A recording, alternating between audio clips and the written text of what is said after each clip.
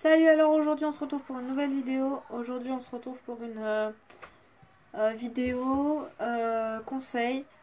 Je vais vous donner, alors j'en ai combien? 9 astuces pour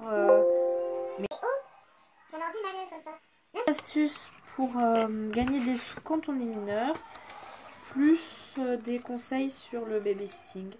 Voilà. Donc j'ai tout noté. Les conseils sur le... Non, les astuces sur le carnet et les conseils là-dessus.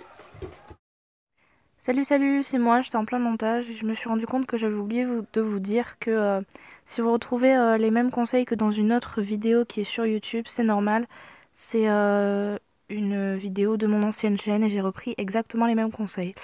Voilà, c'est tout ce que je voulais vous dire. Je vous laisse regarder la suite. Donc, on va commencer par les astuces. Première astuce, c'est de demander de l'argent de poche à ses parents. Quoi? S'autoriser et demander de l'argent de poche? Jamais pensé. Voilà.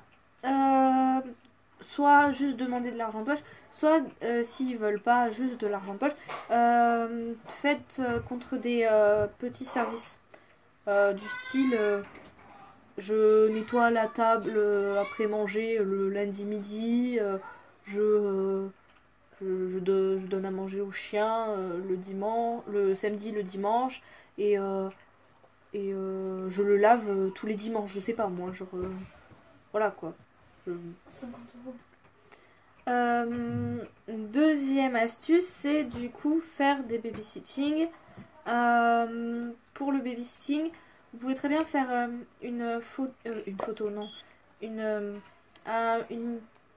affiche, enfin genre un truc tout petit, disant que vous faites du babysitting ou quoi, et le mettre dans votre rue ou devant des écoles ou à des arrêts de bus ou quoi, pour montrer aux gens qui s'ils ont besoin de babysitter, ben vous pouvez. Ou alors quoi. Et si tu m'as confiance en fait. Moi justement c'est les conseils que je donne après pour le vestier. Ah non mais tu vois par exemple si tu mets pas comme ça des livres, t'as comme ça tu mets une affiche, tu dis ouais tranquille, ils disent ouais et oh tu peux me laisser finir la vidéo là, et puis après tu en fait ils pensent que je vais cambrioler l'enfant. Non mais voilà. Soit vous demandez à des amis, à la famille ou quoi, enfin voilà. Troisième astuce, c'est du pet sitting, donc c'est la même chose que babysitting, sauf que c'est pas avec des bébés, c'est avec des animaux. Voilà. Non, je regarde carrément. C'est pour la vie. Imagine, tu vas garder un singe. C'est 15 € à ce moment-là. Donc, quatrième astuce, c'est vendre ses habits dont on ne sert plus. C'est sur une application nous aide à ça. Ça s'appelle Vinted. Donc, je vous mettrai là le nom de l'appli. Cinquième astuce, oui, il me manque un ongle. C'est vendre des créations. Je sais pas quelle application vous pouvez utiliser. Je vous la mettrai par là. Je sais pas laquelle c'est. Quoi? Et tu vois, pendant les temps morts, comme là, entre les 4, 1, 2, 3, 4, tu vois, c'est ce que tu mets? Tu mets les billes, enfin, tu vois les trucs. Documents, tu vois, voilà. Non. Tu vois, attends, je vais sortir une vidéo. Ah non, je vais regarder. Non, mais j'aime pas plus tard, ouais, après. Voilà. Voilà. Sixième astuce, ça c'est plutôt quand vous êtes au lycée. Vous pouvez vendre vos livres en fin d'année. D'accord, très bien. Mais je sais pas, aux secondes qui passent en... si vous êtes en première S et que vous savez qu'il y a des secondes qui passent en S, en première S, ben vous leur proposez de vendre vos livres. Vous pouvez les... Ben, du coup, comme c'est des livres d'occasion, vous les vendez moins cher que ce que vous les avez achetés. Mais dans tous les cas, vous récupérez des sous. Et puis ça permet aux secondes de les acheter moins cher que ce qu'ils pourraient les acheter, quoi. Donc c'est bien pour tout le monde. Septième astuce, c'est faire de l'aide aux devoirs. Donc ça, c'est pareil que le babysitting. Il faut mettre une petite annonce devant les collèges ou les écoles primaires ou quoi pour dire que ben, vous êtes disponible pour faire de l'aide aux devoirs. 8, c'est faire des vidéos YouTube mais les monétiser. Moi je vais pas cracher sur les gens qui monétisent les vidéos YouTube parce que ils font ce qu'ils veulent. Voilà. C'est tout. Neuvième astuce, c'est vendre des objets dont on ne se sert plus.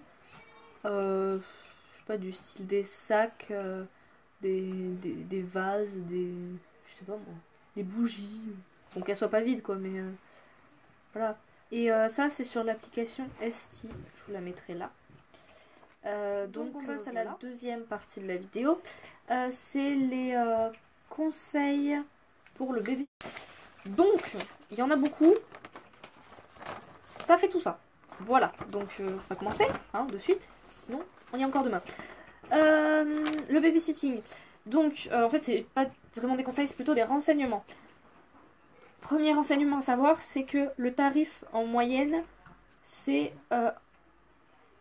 8,65 € par heure. Et moi,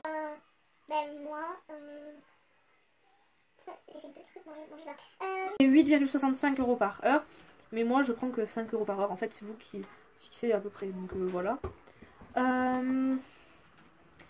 Pour commencer, en fait, justement, si vous connaissez pas les personnes et qu'elles vous connaissent pas, soit vous prenez un rendez-vous avant pour poser des questions, pour apprendre à connaître les enfants ou pour montrer aux adultes que vous êtes responsable ou quoi.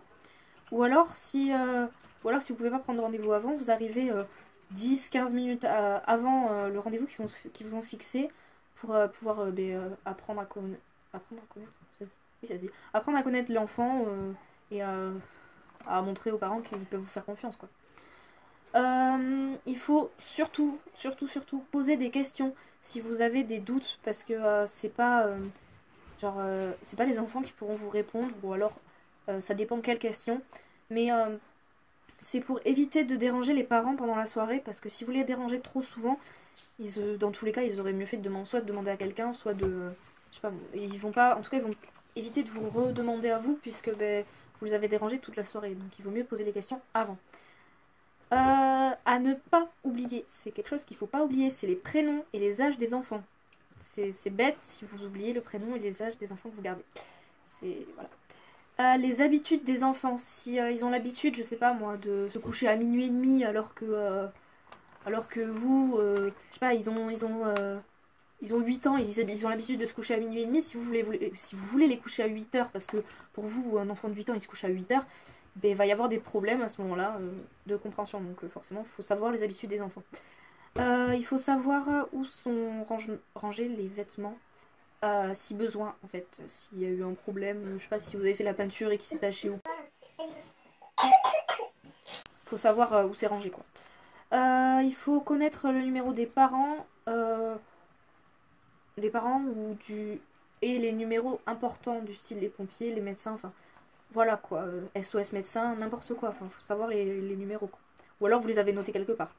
Il faut soit toujours avoir une trousse de secours, de premier secours, ou alors savoir où est-ce qu'elle se situe dans la maison. Trousse de premier secours, c'est pas forcément pour un truc extrêmement grave, c'est peut-être que des pansements ou quoi, mais c'est déjà bien. Pour tous les jours, il faut toujours arriver à l'heure. Toujours. Si vous arrivez en retard, ça montre que soit vous vous en foutez, soit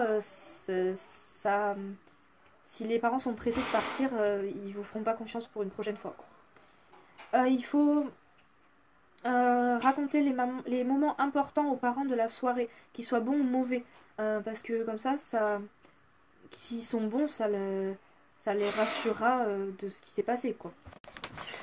Et s'ils sont mauvais, ça prouve que vous faites des erreurs, oui, mais vous les assumez, quoi, parce que vous leur dites, parce que quoi qu'il arrive, les enfants, si les mauvais moments, je sais pas, moi, si à un moment vous n'avez pas réussi à gérer un enfant et que, je sais pas, il devait pas manger, je sais pas quel truc, et qu'il l'a fait, et bien lui, il va s'en vanter, donc dans tous les cas, soit vous allez avoir des problèmes après, soit ils vous feront plus confiance. Donc, je vais manger un Big Burger, maman. Il faut connaître les règles de la maison. C'est à peu près la même chose que connaître les habitudes des enfants. Par exemple, je sais pas, connaître les règles de la maison. Exemple, à partir de 8 h, on n'a plus le droit d'allumer d'ordinateur, de téléphone, de télé, je sais pas. Un truc comme ça. Faut les connaître parce que si l'enfant, après 8 h, par exemple, il a regardé la télé, il risquerait de s'en vanter. Donc faut les connaître, faut dire ben non, c'est moi qui, qui suis responsable. Faut savoir s'imposer quoi. Pour le babysitting, c'est un conseil. Vous faites comme vous voulez, c'est un conseil, mais je conseille d'avoir 13 ans ou plus.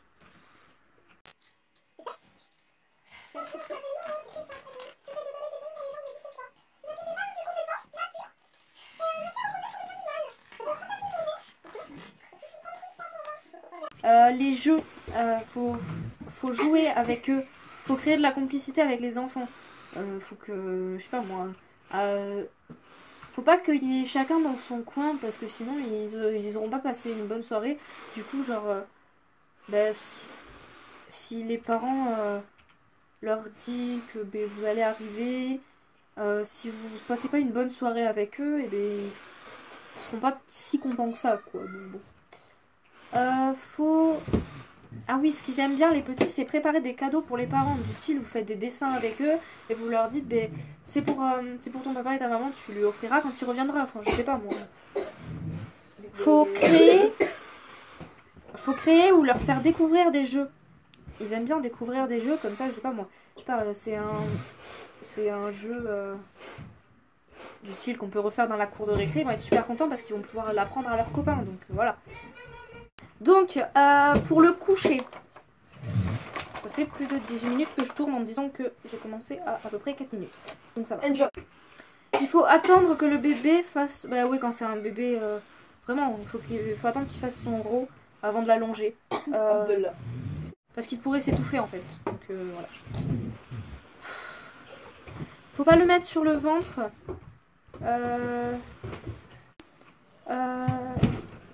Parce qu'il ne sait pas relever sa tête. Voilà. Donc il pourrait s'étouffer.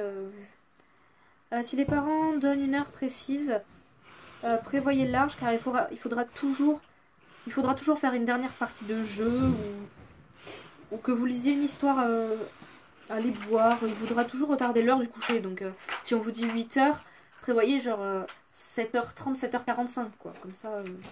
vers 7h30, vous lui dites, ben, on va bientôt se coucher. Comme ça, vers 7h45, vous lui dites, bon, ben, c'est l'heure. Et là, il va toujours essayer de retarder de 5 minutes, 5 minutes. À la fin, vous arriverez vers les 8h à le coucher. Donc, bon, voilà. Quand il commence à demander ses parents, faut lui raconter une histoire en lui posant des questions du style, est-ce que t'aimes les fées, tu préfères quoi, un roi ou une princesse, enfin, je sais pas, des questions, voilà, quoi. En rapport avec l'histoire. Les rassurer en leur laissant la lumière allumée, la porte ouverte, et leur dire qu'on est juste à côté, s'ils ont peur du noir ou quoi. Après, s'ils ont pas peur du noir et qu'ils préfèrent dormir la porte fermée, laissez-eux dormir avec la porte fermée, quoi. Allez pas lui laisser la porte ouverte et la lumière allumée s'il n'arrive pas à dormir avec ça. À savoir, tout ce que vous racontez à l'enfant sera répété aux parents. Alors faut éviter de dire des gros mots en fait, mais c'est bien ce que je disais en fait. Si l'enfant entend quelque chose qu'il n'entend pas habituellement, il va le répéter. S'il fait quelque chose qu'il ne fait pas habituellement, il va aller le répéter aux parents. Donc voilà quoi, faut éviter. Méfiez-vous des silences anormaux. Généralement, c'est signe d'une bêtise en cours. Si vous le laissez jouer dans sa chambre tout seul comme un grand, s'il n'y a pas de bruit, allez vérifier parce que c'est soit il fait une bêtise, soit c'est un enfant calme. Ce qui est très rare. Mais ça peut arriver. Ne vous laissez pas diriger car les enfants testent vos limites. On peut être sympa tout en étant ferme. Faut faire comprendre que c'est vous qui décidez même si vous n'êtes pas leurs parents. C'est ça qui est le plus compliqué pour eux de comprendre en fait. C'est pas parce que vous n'êtes pas leurs parents que vous pouvez pas décider. Donc il faut leur faire comprendre que c'est vous les plus grands, donc c'est vous qui décidez, c'est vous les chefs. Voilà, c'est comme ça qu'ils comprennent en fait. Pour donner une bonne impression, rangez tout ce que vous avez sorti de la chambre du petit. Ça c'est pour donner une bonne impression aux parents. Après leur avoir tout raconté de la soirée et tout. Tout ce que vous avez sorti ou quoi, faut les ranger ou demander aux petits aussi de vous aider à ranger. Comme ça, les parents ils ont ça au moins à faire. Et du coup, ça pourrait peut-être les encourager pour vous reprendre plus tard. Si vous gardez des enfants, vous n'avez pas à faire le ménage, le repas. Ah oui, si vous avez été engagé pour garder les enfants, c'est pas à vous de faire le ménage, le repassage de la famille, quoi. Si on vous demande, si les parents vous demandent de le faire, ben, vous demandez une augmentation de tarif parce que ben, c'est le tarif en moyenne de 8,65 € par heure pour garder les enfants, pas pour faire le ménage chez les gens. Donc vous demandez une augmentation de tarif parce que c'est normal en fait. Voilà. Donc ben, c'est tout ce que. C'est tous les conseils que j'avais à vous donner. N'hésitez pas à liker, à commenter, à me dire si ça a marché, si ce conseil est utile. Si vous avez d'autres conseils à donner, n'hésitez pas à les mettre en commentaire. Enfin voilà. Ben c'est tout. Je vous fais des bisous et je vous laisse et on se voit dans une prochaine vidéo. Bye.